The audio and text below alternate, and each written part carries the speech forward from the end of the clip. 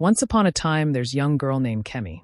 Kemi sat by her mother's bedside, the small clay bowl in her trembling hands, spilling a few drops of water onto the dusty floor of their hut.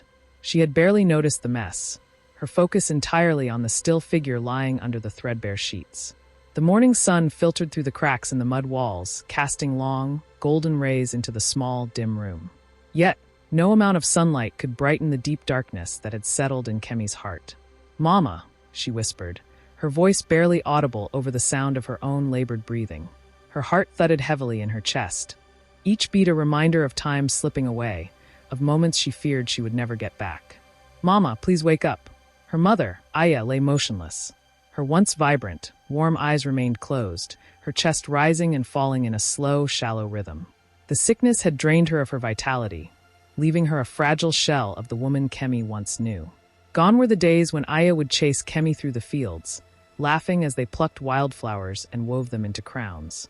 Gone were the days of her mother's bright, melodic voice singing traditional songs as she worked the farm. Now, all Kemi could hear was the ragged sound of her mother's breath and the occasional rustling of leaves outside. The village seemed quiet today, as if the earth itself was holding its breath, waiting for something to happen. Kemi's throat tightened as she held the bowl of water closer, carefully dipping a cloth into it and wringing out the excess. Her hands shook slightly as she wiped her mother's brow, the cool water offering only a brief respite from the fever that had plagued Aya for weeks. "Please, Mama," Kemi repeated, her voice cracking. She wanted to say more, wanted to beg the universe to return her mother's strength, but the words caught in her throat. Tears welled up in her eyes, but she blinked them away. She had cried enough already. The tears hadn't helped. Nothing had. The village healer, a frail old woman with weathered hands and a deep frown, had come by 3 days ago, shaking her head as she looked over Aya. She'd given Kemi some herbs to brew into tea, but the look in her eyes told Kemi all she needed to know. The healer had seen this sickness before, and it never ended well. "You must be strong, Kemi," the healer had said, placing a hand on her shoulder before leaving. "The spirits guide us all in time. Please subscribe, like, comment, share, and turn on the notification bell to get notified for another video. Story continue." But Kemi didn't want to hear about spirits. She didn't care about ancient wisdom or fate. She wanted her mother. She wanted the woman who had loved her, who had worked tirelessly to give her a better life after her father left. She wanted the comfort of her mother's arms around her, the soothing voice that told her everything would be all right, even when the world seemed to be crumbling around them. Kemi wiped her eyes furiously, determined not to give in to the hopelessness that clawed at her heart. She stood, placing the bowl carefully on the floor beside her mother's bed, and stepped outside. The sun was already climbing high in the sky, and the village was starting to stir. She could hear the distant sound of goats bleating and the chatter of the women as they headed to the river to fetch water. But Kemi didn't join them. She hadn't gone to the river in days. She hadn't spoken to the other children or helped Annie fund me with her market stall like she used to. The weight of her mother's illness had consumed her, pulling her into a world of silence and waiting. Every day, she woke up hoping that Aya would be better, that her fever would break and her eyes would open, that she would smile and tell Kemi everything was all right. But every day, her mother grew weaker, and Kemi's hope grew dimmer. As she walked toward the small patch of land where they grew yams and cassava, Kemi's legs felt heavy. The world seemed to move slower now, as if time itself was weighed down by the sorrow that filled her heart. She knelt beside one of the withering yam plants, running her fingers through the dry soil. They hadn't had much rain this season, and the crops were suffering. Kemi had tried to tend to the farm, to water the plants and care for them the way her mother had taught her, but it was too much for one person. The land, much like her mother, was dying. She heard footsteps approaching and looked up to see Auntie Funmi walking toward her, a basket of vegetables balanced on her hip.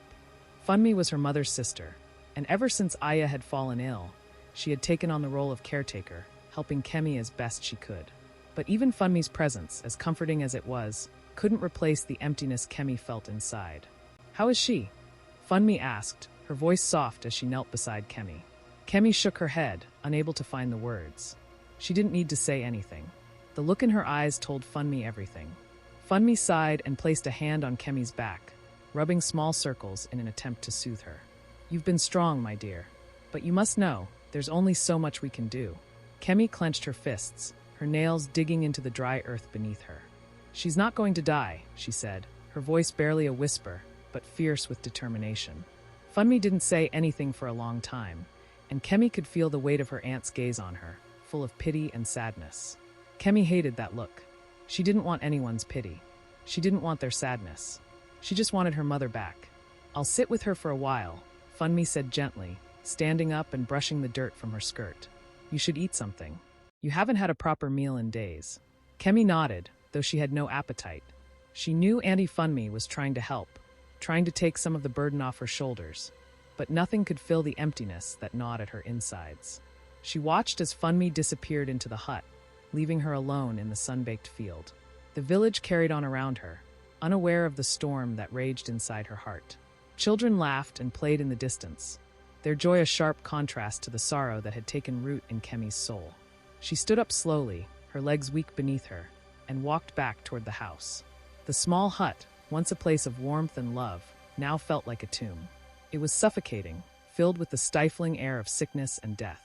As Kemi stepped inside, she saw Auntie Funmi sitting by Aya's side, dabbing her forehead with a damp cloth.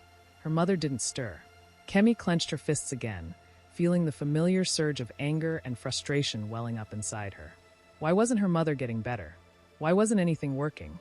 She wanted to scream, to shout at the world for being so unfair, but the words stayed trapped in her throat. Instead, she sank to the floor, leaning her back against the wall as the weight of exhaustion settled over her. Please subscribe, like, comment, share, and turn on the notification bell to get notified for another video.